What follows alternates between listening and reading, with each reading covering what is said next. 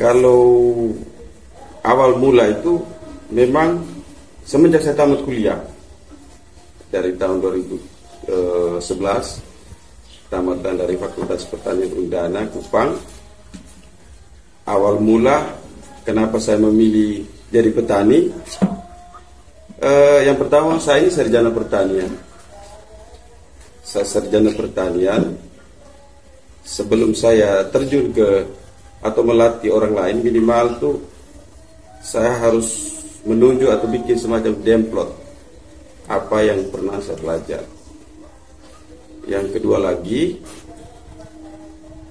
ketika tahun 2011 saya wisuda itu, formasi untuk pegawai negeri satu provinsi itu yang tenaga teknis pertanian itu hanya 4 orang.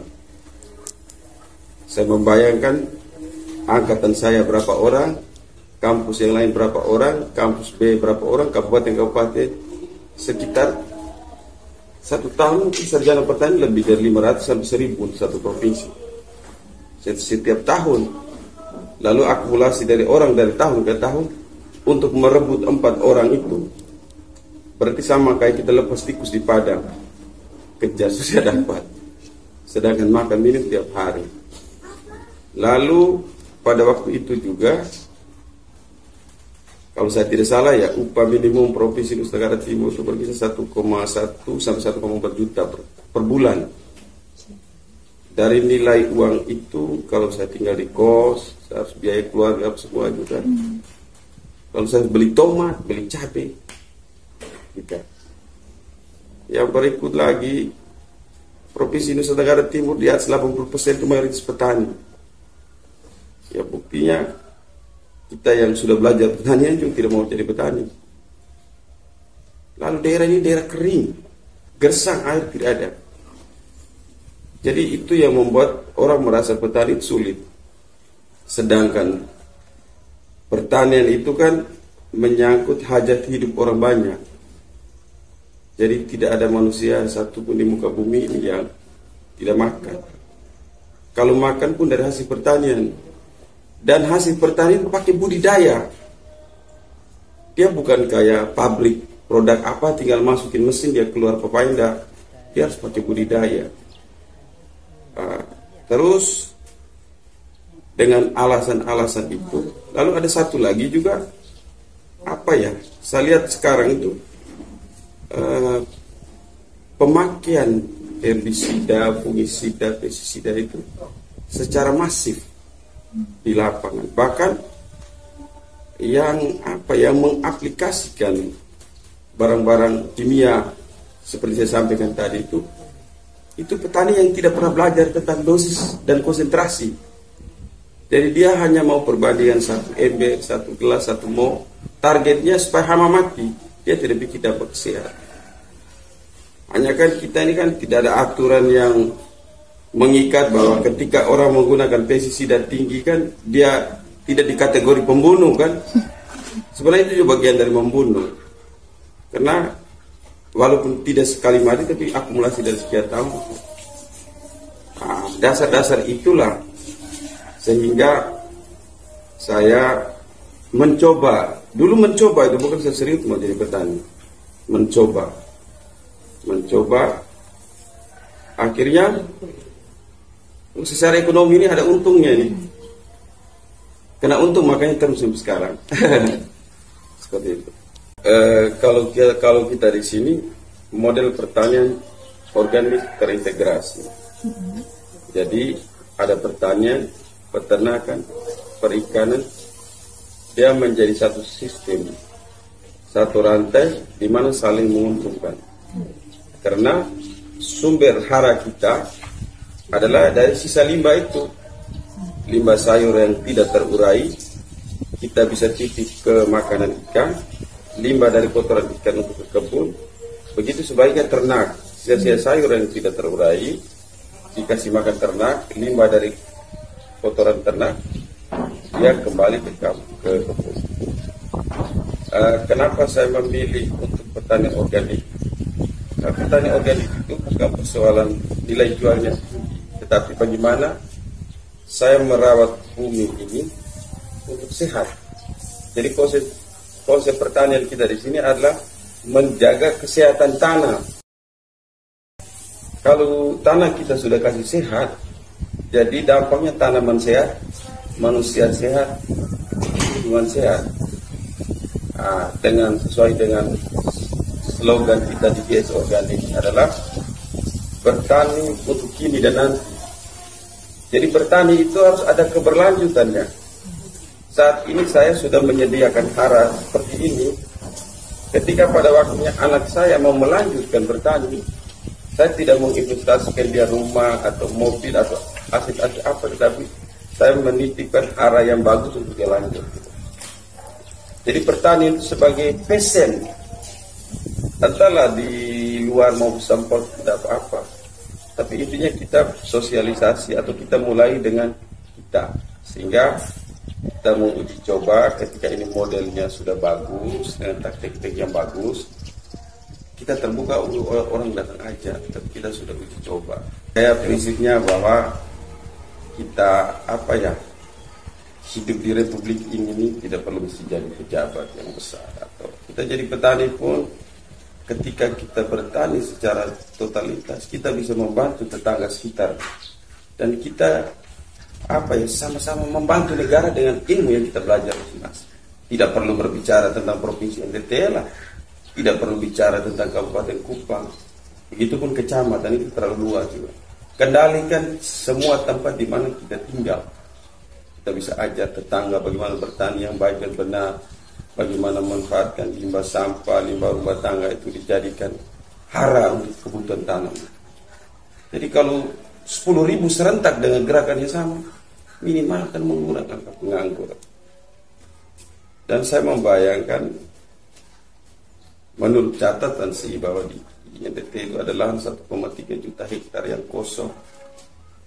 1,3 juta hektar kosong itu kalau diisi dengan produk itu kan pengangguran tidak ada.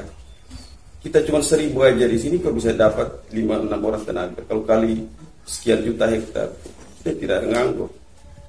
Kalau tanah semua isi, manusia juga sejahtera lah.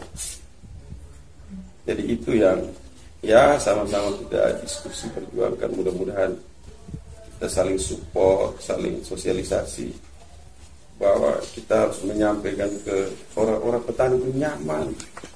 Petani itu hidup. Petani itu setelah dunia ini terbentuk, pekerjaan paling pertama itu petani.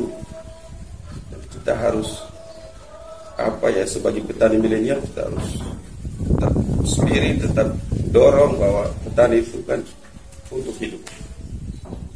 Sebenarnya pertanian organik itu secara standarnya bahwa kita tidak boleh menggunakan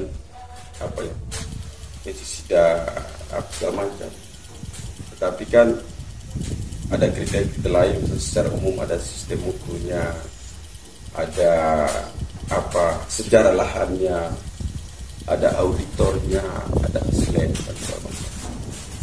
Sehingga memang kalau secara perlakuan sih kita di sini tidak menggunakan bahan-bahan seperti saya bilang tadi, bahan kimia. Metode pertanian organik terintegrasi yang kita lakukan di sini kan teknik budidaya saja bisa mengendalikan hama. Jadi misalnya contohnya begini, di lahan itu kalau misalnya kita budidaya 1-2 jenis saja, itu secara penyebaran hama dan penyakit dia pasti ada. Kenapa? Ketika kita tanam produk itu, dia serang. Setelah produk itu tidak ada, dia kembali ke bertahan hidup di pinggir kebun. Setiap jenis tanah itu kan, jenis tanaman kan hamanya beda-beda. Makanya di sini ada beetroot, ada kailan, ada lobak, ada somak, ada kangkung, ada daun bawang, ada caisim, ada pakcoy, bayam hijau, bayam merah. Itu kan hamanya beda-beda. Hama juga bingung makanan saya apa gitu. Terus ketika kalau gagal panen atau mengalami sedikit masalah harga di pasar, kan risikonya tidak terlalu besar kok. Kan kita bisa masuk ngisi yang lain. Dan namanya jadi petani itu harus setiap hari panen, nggak ada istilahnya musim panda. Jadi kita di sini konsisten panen mulai dari 1 Januari sampai 31 Desember. Setiap hari. Tidak ada bilang istirahat panen. Kita sudah bikin siklus kelelep tanam. Jadi tidak boleh biarkan tanah 1 meter free dalam 1 hari. Dan tiap hari itu tidak boleh berhenti. Kalau kita libur hari ini, bulan depan tidak bisa panen. Aktivitas sosial kita jalan seperti hari Minggu, teman-teman Kristen di gereja, hari Jumat teman-teman. Itu hanya istilahnya tugas kita pergi berdoa, tapi bukan hari itu libur. Karena makan itu tidak pernah berhenti. Kita hidup di daerah Batu Karang harus dilawan dengan keras juga manja-manja. Kita di sini ada penjualan secara online dan offline. Jadi kita sudah punya pasar. Kita kan batas di luar gerak kemana-mana.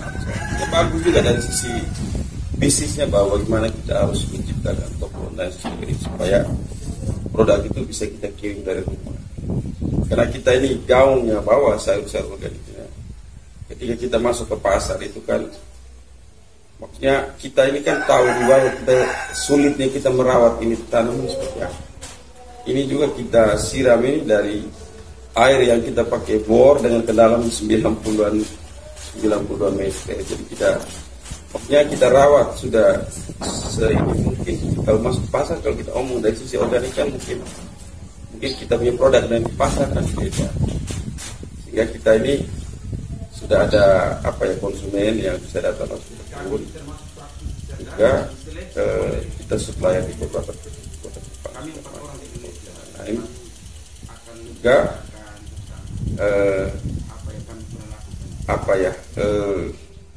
orang-orang yang menjadi langganan kita bulanan terus juga bisa dibuka di toko online di gsorganic.id, bisa sistem itu. Lalu bisa juga kita kerjasama dengan Grab juga buka sejak GS Smart, bukan di Grabnya, klik di GS Smart, itu menu produk yang hari ini sudah ada.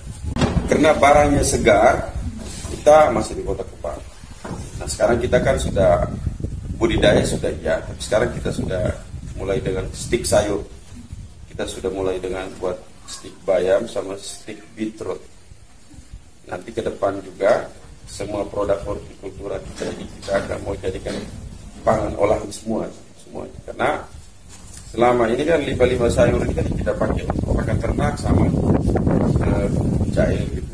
Tapi kan kalau dari segi tekstur apa kan masih bagus-bagus. Hanya kategori grade ini nggak lolos, padahal irisnya sama kan. Sehingga kita mulai olah stik sayur.